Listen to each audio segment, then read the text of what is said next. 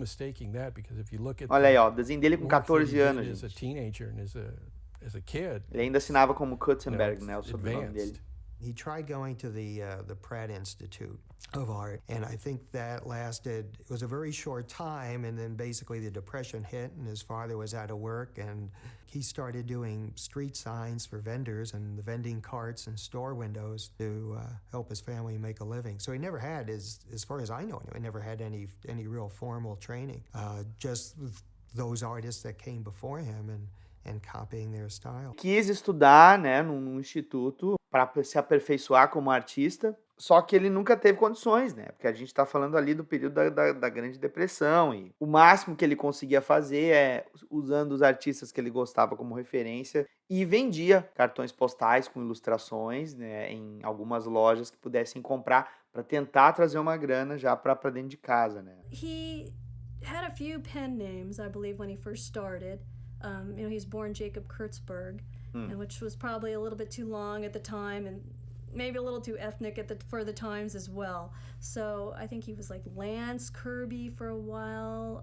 There was a few other ones. He did one strip as Jack Curtis. He did one strip as Bob Brown. He did one strip as Ted Gray. And there was one strip that was signed Kirby and one strip that was signed Jack. And at some point, different permutations of the names Jack and Kirby came together. He did use Kirby quite a bit, and I think that's when he decided to go ahead and just change it legally. Como estava começando a aparecer alguns trabalhos e muitas vezes o empregador ele queria que aquele desenhista trabalhasse somente para ele, o próprio Jack Kirby, que ele assinava como Jacob Kutzenberg e tinha todos esses outros nomes artísticos, fazia desses outros nomes artísticos também para mudar um pouco o estilo e prestar serviço para diferentes empresas. First professional job really was working for Max Fleischer Studios. He started as a cell painter and a cell washer. And eventually he worked up to being an in-betweener. So he had the main animators. Intercalação, né, de animação. The main desenho do sets, Popeye and do these, Fletcher Studios. little hired hands, the in-betweeners would just fill in all the, 100 cells in between doing the action.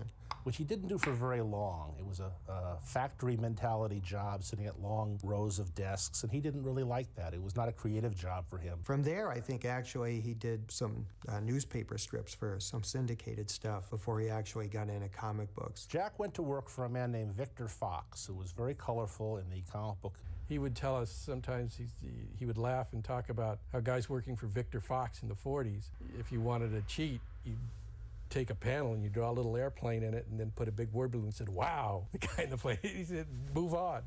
There were, all kinds of tricks for getting around it, but he wouldn't do that. Apenas para complementar, não sei se vocês sabem, mas esse período aí, né, que a gente tem esses artistas prestando serviços para diferentes empresas com diferentes nomes, o Kirby não criou isso, tá? Só para vocês saberem, muitos auxiliares de artistas de tiras de quadrinhos já faziam isso, até porque caras que eram justamente esses bambambãs, né, que faziam essas tiras de quadrinhos, eles tinham o seu personagem que era distribuído para os syndicates, mas evidentemente para fazer uma grana a mais, eles não faziam somente aquela tira. Por exemplo, Alex Raymond não fazia só o Flash Gordon, o Lee Falk não fazia só o Fantasma e o Mandrake. Então, muitas vezes, com os auxiliares, usando pseudônimos, eles criavam alguma outra tira que, de repente, o artista só fazia os layouts. E aí o seu auxiliar completava, né? Fazia o resto do desenho, melhorava o desenho, chamados finishes. A doideira é que o Kirby fazia isso sozinho. 4, 5 pseudônimos fazendo todo da tira sozinho, standalone, né? E o que aconteceu ali do Feature Studio, né, dos desenhos do Popeye, ele percebeu que trabalhando em animação convencional, em linha de montagem, fazendo ali a limpeza e a intercalação dos movimentos, ele estava quase como se estivesse trabalhando no chão de fábrica que nem o pai dele. Ele queria fazer alguma coisa que fosse além disso, de só fazer um trabalho seriado, assim. Irônico isso, né? Ele tendo que desenhar o gibi todo mês ali, né, com uma produção.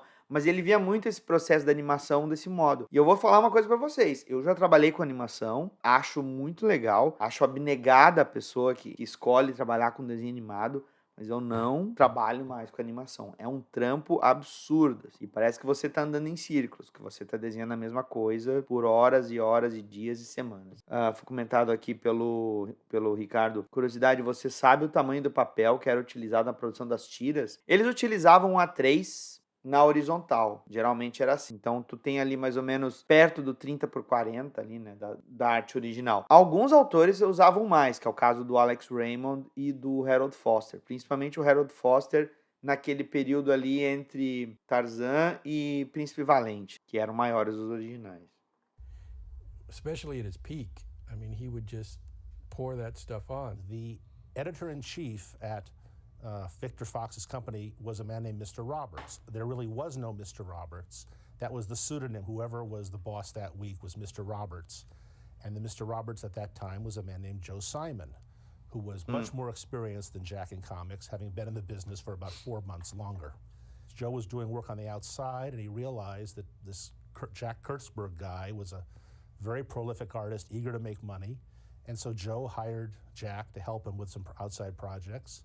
And pretty soon they moved their entire partnership outside of Fox. Joe, on his own, was a talented artist Viram, né? and writer. Surgimento I da think dupla just over the years, Joe people tend to Simon. think that E olha, eles viviam because of perto, the inclusive. A enormous casa output do that Jack Kirby, had a do is Joe Simon eram perto. how O Kirby já tinha casado com a because of Ross. somehow people A think that Harriet Joe já was tinha the casado com o Joe businessman Simon and também. Jack And it wasn't a question of one writing and one drawing. If you asked Jack who did what, he'd say, we both did everything at different times. Now, that's not exactly true. Jack was more often the penciler because he was faster and expert at that. Viram, né? Então a dupla, muitas vezes, o Kirby, por ser rápido, ele pegava o pencils, né? Ele só fazia os lápis. E o Joe Simon vinha com a parte dos inks. Mas as histórias sempre desenvolvidas entre os dois. E volto a dizer, né? Vocês vejam como era a dinâmica da figura. Que nós estamos pegando Jack Kirby fazendo as primeiras histórias em quadrinhos. E tu nota que tu tem a figura esguia, tu tem um gestual ali bem presente. Mas não era aquela sistematização. Vejam que é algo extremamente detalhado, com muitos traços curvos, né? Que ele ainda não estava no esquema da estilização geométrica. Né? Joe handled the business because Joe came from a different background than Jack did. Joe was from upstate New York. He'd gone to college. He had a better grasp of business than Jack did, because Jack never really had to get involved in business just because of his environment. I mean, it was always get the job, do the job, and don't worry about it. The big Simon and Kirby success, of course, was Captain America. And when you have that on your resume, everything else looks a little pale by comparison. But Simon and Kirby became the guys who created new Veja a looks. figura como era The people who could take almost anything. detalhada e esguia. They went to DC Comics after they did Captain America, and they did a strip called Boy Commandos, which was one of the highest-selling comics of its day. They did the Newsboy Legion. They took an existing strip called Sandman and revamped it. Afterwards, they went off and they basically invented the love comic. They did a book called Young Romance, which sold millions of O copies. shoujo americano. Os criadores do shoujo americano. Bullseye, they did Fighting America. You just go on down this list. In the 40s, he was really going for speed. You know, they just had to churn out a lot of work in a short amount of time. And so I think you don't see as much detail in that early work than, say, you know, do in some of the later work for Marvel. But it's kind of when he developed a style where, you know, literally the guy's foot's jumping off the page. But they were working pretty fast, so there wasn't a lot of time for detail. Captain America was a very good selling Len book, Wein but it wasn't Superman, Batman, and Wonder Woman. But Marv Wolfman. even then, if you read the old in issues of Alter Ego and things like that, the comments of the older artists in the 1940s saying they would look at Jack Kirby's work and they couldn't believe what he was doing then. So I think his work influenced so many people even before the Marvel Age ever was dreamed of. You know, 20 years before the Marvel Age was dreamed of. The time of Jack Kirby, there's what you'd have to call the ages of Jack Kirby. There's the early age where, you know, he's with all the old guys who began comic, and people were just cranking out page after page after page. Then there was the terrible time, 1953, when a guy named Frederick Wortham came down on Falando comic Silêncios books Inocentes. because he was a psychologist, and he told America that comic books were corrupting our Silêncio. children, Sedução dos Inocentes. and the Congress attacked them just. Que nomezinho filho da puta, né? Sedução dos Inocentes. O livro que o Frederick Wertham escreveu. In a very similar way to the way America attacked communists, and comic books became no better than toilet paper. If you think about it, it's pretty horrifying to think that here are all these people who had these jobs and careers in an industry that suddenly before their eyes is disappearing. They tried other things. They wrote scripts for television. I think he had a show that NBC was interested in. He tried newspaper strips. He tried, he was willing to try anything, but... A gente tá falando aqui, no caso, né, do material que ele fez de ficção científica, né? Sky Masters, que saiu pela Pipoca e Nanquim. Período aí já pega essa transição, que ele ainda tava... Tsunami Hannibal Werfman. Dá uma montagem boa, hein, cara? Uma montagem legal aí. I don't know if it happened right after that, soon after that, or immediately after that, or what, but Jack Kirby went back to his old stomping grounds, Timely Comic, and got together with Stan Lee and started to do comic books again. Só um pouquinho, gente, só um pouquinho. Aí vale voltar aqui. Vejam essa imagem e depois olhem ali quando a Marvel começou a bombar. Vocês vão ver o Stan Lee com peruca, com óculos escuros, com bigodão. Esse é o Stan Lee na época da Atlas Comics, gurizada. Ele tendo que fazer aqueles títulos de terror, sci-fi, a divisão de quadrinhos estava para fechar e ele ainda conseguia chamar alguns artistas para fazer histórias pequenas nessa pegada que eu acabei de comentar. Não podendo publicar super-heróis, porque a Atlas usava a distribuidora da DC Comics para distribuir os quadrinhos deles, né? Então vejam, esse aqui era o Stan Lee, pré-Marvel ali, ficando careca, tendo que escrever umas histórias lixo. Stan Lee and started to do comic books again. And that's the beginning of Marvel. And he went to work for them drawing these bizarre monster... He drew everything. He drew these bizarre monster comics. He drew romance comics. He drew westerns. He drew war for very, very bad money. All of these stories were done before. Maybe not everyone exactly the same way, but essentially that was the theme of Stan's stories.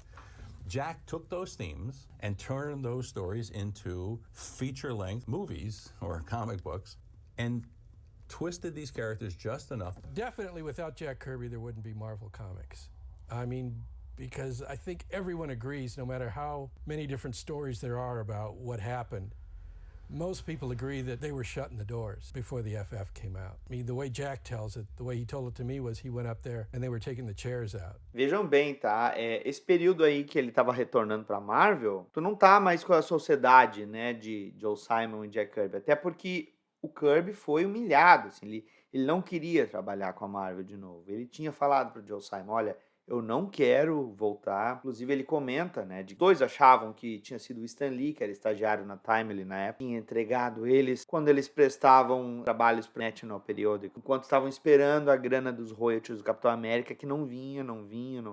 Então eles injuriados, pô, os caras não estão pagando a gente pelos royalties, foram lá. Bom, isso aí, né, quem olhar a biografia do Kirby vai ver que foi o primeiro momento, assim, que deu um clinch entre os dois. E quando ele volta pra Timely, Joe Simon não queria trabalhar também mais com a Timely, se afasta, né, da produção de quadrinhos, mas o Kirby era principalmente o que ele sabia fazer e ele volta pra lá. Então, esse período da Atlas, pré-Marvel, já não tem o Joe Simon na parada, né?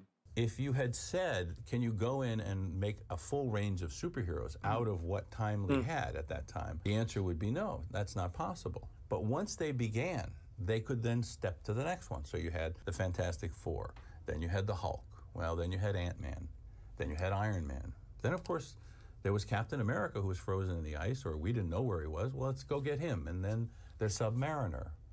And then you can create new characters, and then let's go dig up some other characters, and let's do this and do that. And after a while, they have a comic book line, but and they have, in effect, the mirror of DC's comic book line. You know, and the funny thing is, I think I would have been proud to have said, Jack and I did the Fantastic Four and let it go with that. But my gosh, at the same time, we were doing Thor, and we were doing the X-Men, and we were doing Sergeant Fury and Nick Fury, Agent of S.H.I.E.L.D., and and I don't even remember all the things. And Jack was equally good at every one of them. Every one of them. It's as though Jack Kirby's plan, which was to go in and see whatever is around and turn it into something, either stuff that's left over or make new stuff, it finally worked. He took what Stan was doing, and Stan, it's not like Stan was made to change. Stan was still doing his monster stories, except that these monsters turned into heroes. And it worked. Who would have predicted it? I can't even imagine. E isso foi justamente porque eles precisavam dar essa contornada por causa das regras da distribuidora da National, né? Quarteto Fantástico, Thor, Hulk, os primeiros personagens ali da então Marvel Comics, alegorias dentro dos personagens tipicamente monstruosos da editora Atlas, só que eles não eram escancaradamente super-heróis, né? Eles não podiam fazer essa jogada de cara, senão eles quebravam o acordo feito com a distribuidora, né? Some people say that the initial plan was, okay, we'll revive Captain America and the Submariner and the Human Torch. Other people say Stan had a vision. Other people say Jack had a vision. It's a little difficult to sort through all these things. But at some point, Stan and Jack put together the first issue of the Fantastic Four. And it had certain elements in it of the strip Jack had just done for DC called The Challengers of the Unknown. It had certain elements of the 40s timely comics. They brought back the Human Torch. But it had a lot in it that nobody had done in comics before. It was a very fresh, new kind of comic. Somewhere along the line with the FF, Jack broke all the boundaries. You know, he just exploded. His imagination took off. What a vehicle the FF was for him, you know, and he created the FF, you know? And anybody who thinks otherwise doesn't understand Jack Kirby, because you think Stan Lee could have created the FF? No. Stan was the instigator, and frankly, if Jack had written it, it would have been a bust. Stan was a terrific scripter. They were a great combination, Lennon and McCartney, you know. But Jack was the mind behind everything. O Windsor Smith está falando uma coisa que muita gente comenta e não tirando o crédito do Stan Lee. Eu adquiri recentemente, né, graças a Valéria, uma das nossas apoiadoras. Ela mandou a Artisan Issue do Quarteto Fantástico, do Stan Lee, Jack Kirby e Joe Sinnott. Eu vou fazer um episódio do Coleção Mais Pesquisa, certamente, com essa preciosidade. Assim. É absurdo o número de anotações no entorno de cada quadrinho da página. Absurdo. Tu nota que tu tinha um plot básico passado pro Jack, o Jack decupava esse plot, transformava numa HQ de 25 páginas. O Stan Lee pegava todos aqueles contextos já feitos ali nas anotações depois do painel desenhado e botava a ornamentação do seu texto, né? Com termos mais rebuscados, diálogos, algumas piadas. Então, quer dizer, havia essa troca, mas a decupagem da história não tem como negar olhando essas provas táteis, sabe? Vem da mão e da cabeça do Kid. The two were better than I've ever seen any team before. Jack made the product, Stan sold the product. Yeah. He was the most imaginative, inventive guy I've ever met. I mean, his imagination was incredible. The things he thought of. If you know Jack's work, you can see all that stuff coming out of Jack's mind. Black Panther, perfect for him. Jack has always been an advanced thinker. You know, people talk about me as being one of the first people to put a black character, a black superhero into comics. Well, Black Panther came first. Hello, let's not forget. Well, the thing that made Jack so special to me, he was so great to work with. He never missed a deadline. Whatever you needed, if I said to him, Jack, we're up, it's an emergency. I've got to have these 5 pages by tonight or tomorrow. I had him. He never did a job or a page that wasn't as good as his other pages. No matter how he had a rush, no matter what the conditions were, his quality was always up there. It never slacked off. Vejam, aqui é só exemplo, tá? That wasn't as good as his other pages. Dá só uma olhada. Olha as anotações das beiradas. We had a rush, no matter what the conditions were. No rodapé. His quality was always up there. It never slacked off. I think that there may be people who have the talent to do what Kirby has done. So I don't want to, I don't want to idolize him so much. But it's Kirby and the world Kirby was in. Stanley said, Jack, do what you want. Jack said, well, I'm going to do this. Fine. I'm going to do this. Fine. Whatever you want to do, Jack, you do that. That was Stanley's great gift. Jack worked on all the Marvel superhero books of the 60s to some extent. In some cases, it was advisory or suggesting villains or doing covers and sometimes designing the villains on the covers. But basically, he did this long run of Fantastic Four. He did the early issues of the X-Men and the Avengers. He did the first couple Thor stories, left the book, then came back and did an extended run on that. He did Captain America. He did the early Sergeant Fury and his Howling Commandos. He did a bunch of issues of Iron Man. He did a first couple Hulk stories, then came back to that character. He drew whatever they told him to. It's interesting, he did 102 issues of Fantastic Four. If he'd gotten the financial terms that he wanted and the contract he wanted, he would have stayed at Marvel forever, and he would have drawn Fantastic Four as long as they wanted. He could have done 200 issues or 300 issues. Interessante a gente ver esse ponto aí. O Kirby fazia todos os trabalhos possíveis para poder justamente ter um valor ali todo mês que conseguisse ter uma substância. Não se recebia muito por página. Constantemente em Thor e em Quarteto Fantástico, todos esses outros trabalhos que eu falei, mas muitos desses outros trabalhos eram o quê? Os layouts das páginas. E aí tu tinha os arte finalistas fazendo os finish. E muitas vezes esses layouts, eles eram não com o acabamento que tu tinha nos outros 2 títulos que eu comentei, do Thor e do Quarteto Fantástico, mas todo o processo de decupagem da história também acontecia nesses layouts. E o que começou a desagradar ele foi o fato de que ele não estava recebendo como roteirista, né, ou co-roteirista, de todos esses trabalhos que ele estava tendo que fazer os layouts, ou então bolar conceitos de personagens ou as capas.